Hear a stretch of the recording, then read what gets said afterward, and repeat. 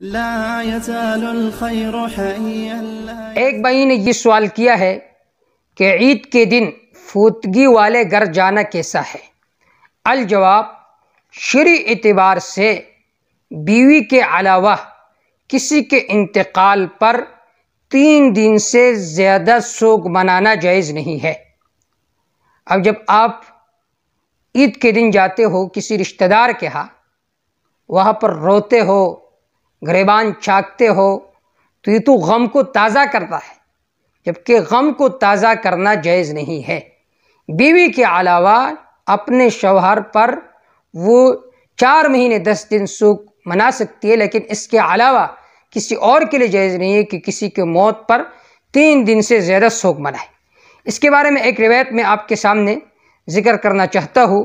عن زینب بنت ابی سلمہ، زینب بنت ابی سلمہ رضی اللہ تعالی عنہ فرماتی ہے، لما جاء نعی ابی سفیان من الشام، جب حضرت ابو سفیان رضی اللہ تعالی عنہ کی موت کی خبر آئی شام سے، دعت ام حبیبہ بصفرہ، حضرت ام حبیبہ رضی اللہ تعالی عنہ جو ہماری ماں ہے، آپ صلی اللہ علیہ وسلم کی بیوی ہے، ابو سفیان کی بیٹی ہے، انہوں نے زرد رنگ منگوایا، زرد رنگ منگوا کر پھر آپ رضی اللہ تعالی عنہ نے فمسحت عارضیہا وذراعیہا، آپ نے اس کو اپنے چہرے پر اور اپنے ہاتھوں پر مل لیا، یعنی ان کو زرد کی۔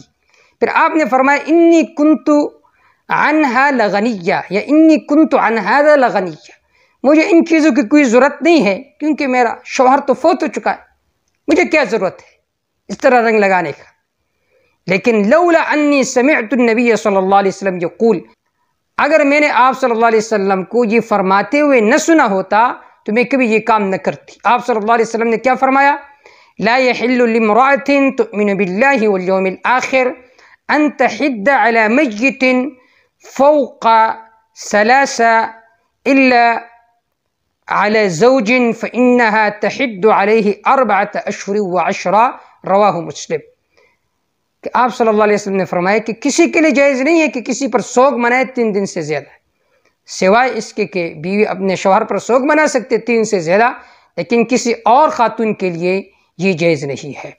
میں نے یہ کام اس لیے کیا تاکہ آپ کو بتا دوں کہ غم کا اظہار 3 دن سے زیادہ جائز نہیں ہے۔